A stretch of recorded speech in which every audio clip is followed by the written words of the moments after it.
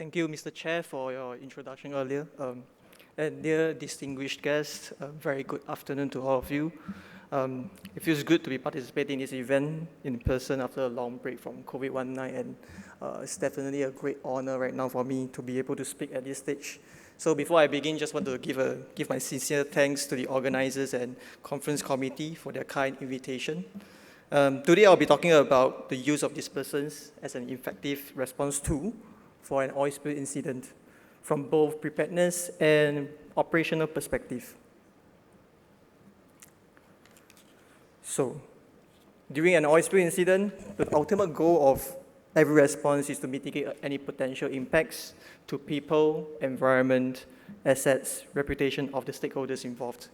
And to do that, decision makers utilize various response tools within the tiered preparedness and response view, which you now see on your right. So I think that may be a bit too small for the audience at the back, but I'll be happy to share the slides.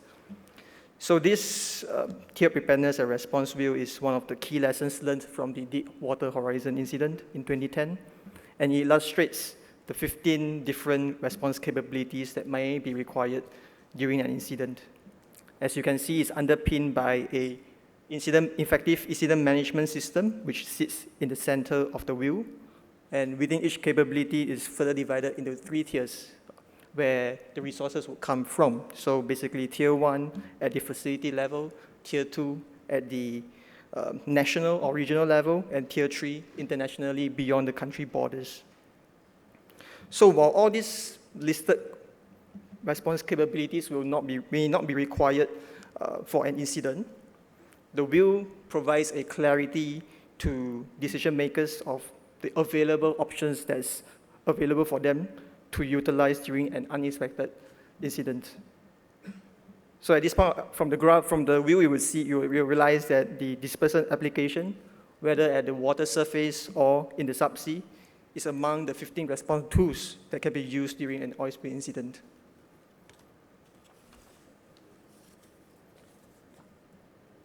So dispersants. Dispersants are chemical formulation consisting of surfactants and solvents. Surfactants are usually high in viscosity, and the solvent helps to serve as a medium to be blended with the surfactant so that they produce a liquid dispersant that can be sprayed by dedicated spraying equipment such as vessel-mounted sprays and aerial dispersant application system. When sprayed effectively on the oil with sufficient mixing energy, dispersant reduces the surface tension at the oil-water interface, breaks them down into small droplets, and transfers it into the water column. So this effectively increases the oil surface area and enhances the biodegradation process, which is then undertaken by naturally occurring microorganisms within the ocean. So in overall, dispersion of oil is enhanced by the use of chemical dispersants, and more oil is transferred into the water column, which could have impacted the beaches, mangroves, marine protected parks, and other environmentally sensitive areas near or on the surface. And as well, of course, this oil, when it reaches shore, it creates a waste management problem, which is explained by Mr. Mondal earlier on the previous speaker. However, at the same time, there are also considerations where it's not desirable to have all this oil transferred into the water column, as it increases the amount of oil exposure to the marine organisms that's at the upper water column. So this is a common scenario which all decision makers face during an incident. And the challenge is to find an optimal trade-off in this situation in order to achieve the best outcomes for every response. So to find this balance, it's important to assess the overall merits of dispersant application to the incident, or by asking the question, does applying dispersants cause more harm than good? The answer is often not so direct, as it encompasses a balance of inputs from different stakeholders, from both technical and the contextual perspective. So over here on this page, you will see SIMA, or what it stands for is Spill Impact Mitigation Analysis, which is based on the principles of NIBA. This is developed by the industry to facilitate discussions among multiple key stakeholders and eventually achieve consensual support for the selection of response strategies after systematically assessing the pros and cons of all available response options. So this definitely would include dispersant application as one of them. So this is done in 4 stages, where in stage 1, you evaluate the data to identify representative scenarios and assess the extent of oil impacts with the help of spill trajectory models and any other existing information on environmental sensitivities. The outcomes are then predicted, scored semi-quantitatively to provide a baseline scoring on the impact of oil without any intervention. So this means before, if they do not carry out any intervention, means what's the outcome going to be like. Stage 3, the various response strategies or intervention means are then assessed collectively among all the stakeholders and scored based on the impact that they have on the incident. So this can be either positive, which means that it turns out to be a better outcome than the baseline scenario, or negative because all response strategies has their own pros and cons. And finally, in stage 4, you select the most suitable outcomes, most suitable response options that is consensually agreed among all the stakeholders. And these final outputs will usually involve more than one response strategy.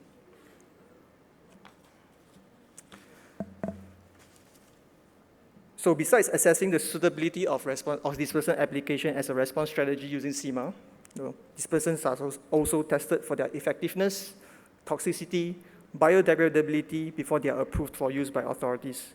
So this is to prevent the use of overly toxic products to disperse the oil. And in addition, policy and guidelines are available for the use of oil spills dispersants. They are developed and they should be adhered to limit the uncontrolled use of dispersants beyond the necessary to deliver an overall benefit. So from a preparedness perspective, the following tools are available using the CIMA, the existing dispersant approval test, policy guidelines provide a good foundation to prepare for the effective use of dispersants in the event of oil spill incidents. So the overall success of an dispersant application operation hinges on not just the preparedness efforts I've mentioned earlier. So it depends on how well it is executed operationally during an incident. So broadly speaking, there are essentially four elements that we have here. We have to consider to deliver an effective dispersant application operation. So these are the 4 that you see on the screen: competent personnel, well-developed plans, adequate resources, and regular exercises. So to clarify, this is by no means in order of any priority because all the 4 elements are as equally as important as each other. So firstly, let's talk about competent personnel. Are the responders sufficiently trained and knowledgeable to operate dispersant application equipment in a safe manner, as well to monitor the effectiveness of dispersant application during the operation? In a highly dynamic incident, the competent personnel functions as the eyes on the field and can provide a real-time assessment to the incident command on both the feasibility of operations as well as effectiveness of dispersants as the spill oil is exposed to the weathering elements on the water. Next, well-developed plans. Is there plans to mobilize, conduct spraying operations, monitor effectiveness, and as well to record and report on the volume of dispersant used? Well-developed plans consider full chain of dispersant application operations. So some considerations include the mobilization of resources like dispersants and other associated equipment, such as vessel spray systems, specialized aircraft, or even dedicated tools for subsea injection. Where are these resources going to come from, and how are they going to be mobilized? Before embarking on the spray operations, how is the equipment going to be loaded on the vessels or aircraft? And is there a spray plan that ensures the effective delivery of dispersants to the spill oil? During the spray operation, is there means to monitor the effectiveness of the dispersants and as well as to keep a record of volume of dispersant used? So these are some of the questions that you might need to consider while looking into your plans. In terms of adequate resources, the level of adequacy is measured both in terms of quantity and quality. Is there sufficient quantity of dispersants and equipment to meet the needs of the incident? Are the dispersants and equipment well maintained and ready for response? Dispersants should be tested on a regular basis to assure of their effectiveness before any incident occurs. Another question to think about is there access to other dedicated dispersant monitoring tools and equipment such as the fluorometer to support the incident. And lastly, we look at regular exercise. It is an important element to bring competent personnel, well-developed plans, and adequate resources all together to test the deployment of dispersant application as a response capability, and at the same time providing an opportunity to identify gaps within these three elements and make continuous improvements to maintain this response capability. So you realize in my previous slide, I touched on quite extensively on monitoring effectiveness of dispersants, and which I feel this is an important part of a dispersant application operation to prevent excessive use during an incident beyond the point where dispersant deliver an overall benefit. So as a good practice, it's always good to check effectiveness of dispersants before embarking on a spray operation. This can be done by two means: sending samples of dispersants to an identified oil to an accredited lab to test the effectiveness of dispersants against this oil. This process can be pretty lengthy at times, or alternatively, a simple bottle test can be conducted quickly on the field to assess the effectiveness of dispersants before commencing the operation. By preparing two equal portions of oil and water mixture, so one being the control setup with no dispersants added, and the other one with dispersants added in the recommended oil to dispersant ratio, usually 1:20 or 1:25. The two bottles are subjected to similar levels of mixing energy and allowed to rest, after which observations are made on the level of oil dispersion under these two different conditions. A positive result is observed when the sample with a dispersant added shows a significantly higher portion of oil dispersed and remaining dispersed in the water column as compared to the control setup. This means that the spilled oil is still amenable to dispersant at the point of sample collection.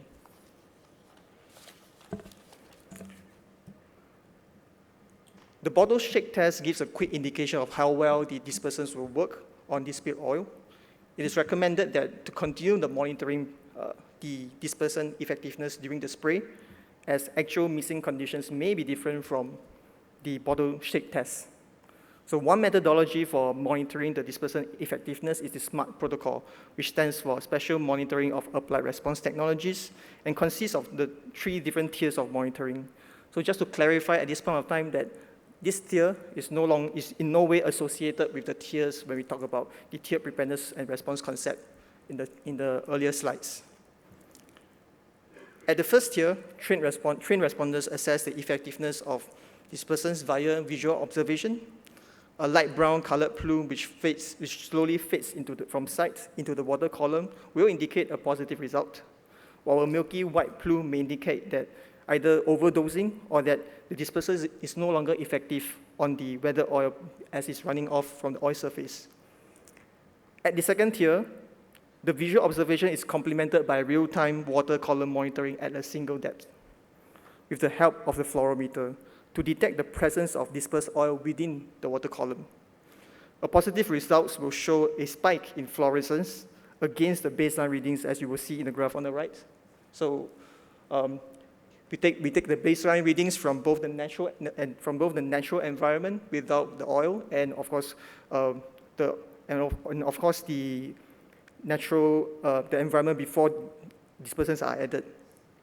So detection of the oil particles in the water column validates the visual observation and eliminates false positives that is caused during the visual observation. Lastly, monitoring at Tier 3 is usually more extensive and builds upon the monitoring actions at Tier 2 by expanding monitoring at multiple depths and may involve the collection of water samples to better understand the potential exposure to the dispersed oil. So before we conclude, I'd just like to share some key takeaways over here. Dispersant application is one of the many available response capability that can be deployed during an incident. So previously I've mentioned about the tiered preparedness and response wheel, which covers about 15 different response capabilities. From a preparedness perspective, the use of CIMA, existing testing protocols, policy and guidelines for dispersant use are extremely useful when it comes to preparing for setting out a solid foundation for dispersant application operations, of course. So from an operational perspective, we covered the 4 important elements of a successful dispersant application: competent personnel, well-developed plans, adequate resources, and regular exercises. And lastly, I also bring your attention to the monitoring of dispersant effectiveness before and during the spray operations. So I've come to the end of my presentation. I hope you find this session helpful. If there's any questions, please feel free to chat me up during the conference. Thank you so much. Oil Spill India 2022 is dedicated to the Honorable Prime Minister's Swachh Bharat Abhiyan and Clean Seas.